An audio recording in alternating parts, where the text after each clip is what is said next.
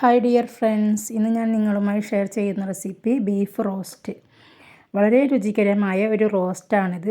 ഞാൻ ഇന്നലെ ബറാത്തിന് പൊറോട്ടക്കൊപ്പം കഴിക്കാനുണ്ടാക്കിയ ബീഫ് റോസ്റ്റാണ്. വീട്ടിലെല്ലാവർക്കും ഇത് ഇഷ്ടപ്പെട്ടു. നിങ്ങൾക്കും തീർച്ചയായും ഇത് ഇഷ്ടപ്പെടും. ഇതുപോലെ ഒന്നുണ്ടാക്കി ഇതിൻ്റെ ഫീഡ്ബാക്ക് എന്നെ ഒന്ന് അറിയിക്കണേ.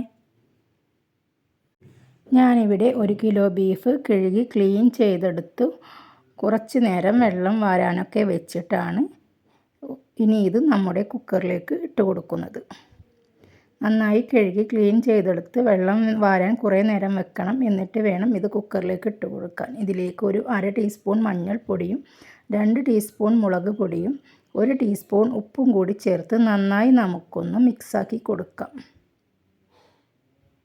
കയ്യിൽ വെച്ചിട്ട് മിക്സ് ആക്കണമെങ്കിൽ നമുക്ക് അങ്ങനെ മിക്സാക്കി കൊടുക്കാം. അതല്ല നമുക്ക് നമ്മുടെ കൈ വെച്ചിട്ട് കുഴച്ച് നന്നായി കൊടുക്കണമെങ്കിൽ അങ്ങനെയും നിങ്ങൾക്ക് മിക്സാക്കി കൊടുക്കാം.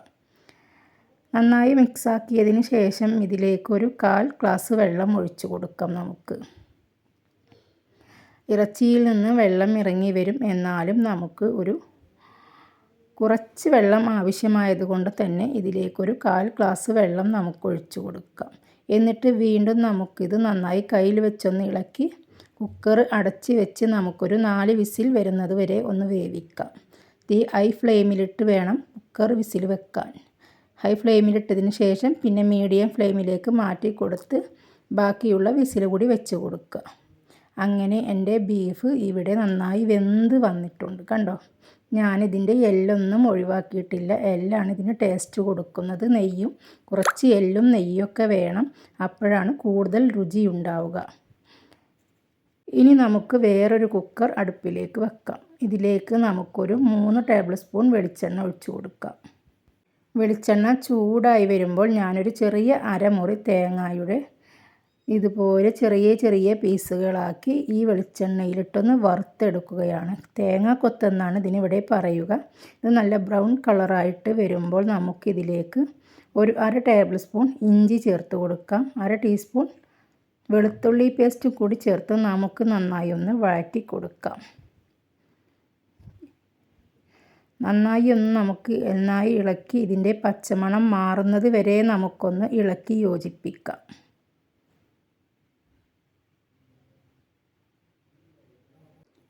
കുക്കറിൻ്റെ അടിയിൽ പിടിക്കാതെ പ്രത്യേകം ശ്രദ്ധിക്കണം. തീ മീഡിയം ഫ്ലെയിമിലിട്ടിട്ട് വേണം നന്നായി ഒന്ന് ഇളക്കി യോജിപ്പിക്കാൻ. ഇതിൻ്റെ മണമെല്ലാം മാറി വന്നു കഴിഞ്ഞാൽ ഇതിലേക്ക് 3 പച്ചമുളക് ചതച്ചതാണ് ഞാൻ ഇട്ട് കൊടുത്തിരിക്കുന്നത്. കുറച്ച് കറിവേപ്പിലയും കൂടി നമുക്കിതിലേക്ക് ചേർക്കാം. വീണ്ടും നമുക്ക് നന്നായി ഒന്ന് വഴറ്റി കൊടുക്കാം. പച്ചമുളകിൻ്റെയും വേപ്പിലയുടെയും മണം വന്നു കഴിഞ്ഞാൽ ഇതിലേക്ക് നമുക്ക് സവാള ചേർക്കാം. 4 മീഡിയം സൈസ് സവാളയാണ് ഞാൻ ഇതിലേക്ക് വളരെ കനം കുറച്ച് അരിഞ്ഞു കൊടുത്തിരിക്കുന്നത്. വളരെ കനം കുറച്ച് അരിഞ്ഞെടുത്ത നമ്മുടെ ഈ സവാള നമുക്ക് ഇതിലേക്ക് ഇട്ടൊന്ന് വഴറ്റിയെടുക്കാം. നല്ല ബ്രൗൺ കളറായി വരുന്നത് വരെ ഒന്ന് നമുക്ക് വഴറ്റാം. പെട്ടെന്ന് വഴഞ്ഞ് കിട്ടാനായി നമുക്കിതിലേക്ക് 1 ടീസ്പൂൺ ഉപ്പ് ചേർത്ത് കൊടുക്കാം. ഒരു ചെറിയ ടീസ്പൂൺ ഉപ്പ് മാത്രം മതി കേട്ടോ. ഞാനതാണ് ഇതിലേക്ക് ചേർത്ത് കൊടുത്തിരിക്കുന്നത്. എന്നിട്ട് അടിയിൽ പിടിക്കാതെ നന്നായി നമുക്കൊന്ന് ഇളക്കി യോജിപ്പിക്കാം. ബ്രൗൺ കളറായി വരുമ്പോൾ ഇനി നമുക്കിതിലേക്ക് 2 വലിയ തക്കാളിയാണ് ഞാൻ ചെറുതായി അരിഞ്ഞത്, അത് ഇതിലേക്കിട്ട് നമുക്കൊന്ന് കൊടുക്കാം. എന്നിട്ട് നമുക്കിത് നന്നായിട്ടൊന്ന് മിക്സാക്കി കൊടുക്കാം. ഇതിൻ്റെ ഉള്ളിൽ നിന്നും എല്ലാം വെള്ളം ഇറങ്ങി കുക്കറിൻ്റെ അടിഭാഗമൊക്കെ നന്നായി ഇളക്കി തക്കാളി ഒന്ന് നന്നായി വാടി വരട്ടെ. തക്കാളി നന്നായി വാടി വരുന്നത് വരെ നമുക്കൊന്ന് ഇളക്കി യോജിപ്പിക്കാം.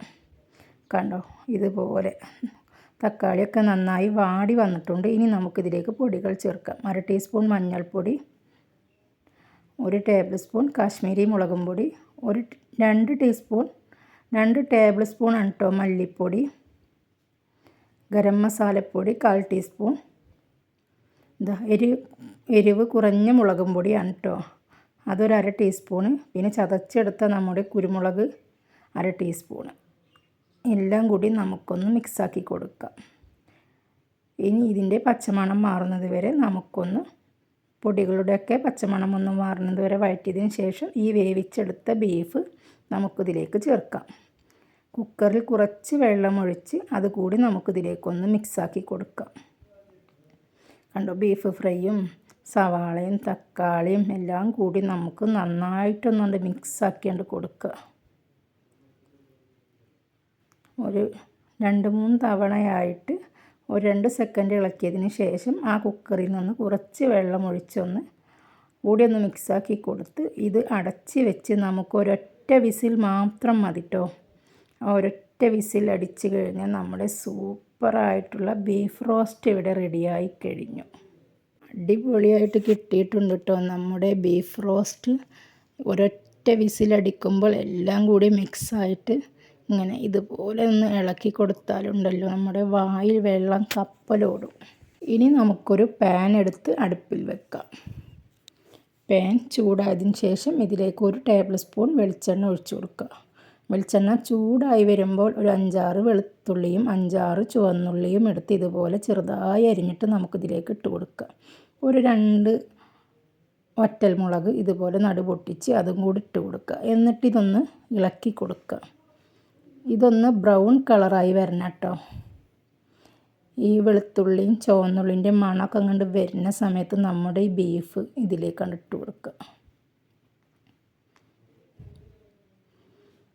കണ്ടോ, ഇതിലേക്കാണ്ട് ബീഫ് ഇട്ട് ഞാനൊരു നുള്ളു ഉപ്പ് കൂടി ഇട്ട് കൊടുക്കുന്നുണ്ട് കേട്ടോ. എനിക്ക് കഴിക്കുമ്പോൾ ഇതിൽ ഉപ്പൊക്കെ വളരെ കറക്റ്റായിരുന്നു. അതുപോലെ നിങ്ങളും ഉപ്പൊക്കെ ഇടുമ്പോൾ ശ്രദ്ധിച്ച് വളരെ കറക്റ്റാക്കിയിട്ട് തന്നെ എടുക്കുക. ഇതുപോലെ നന്നായി ഒന്ന് ഇളക്കുക.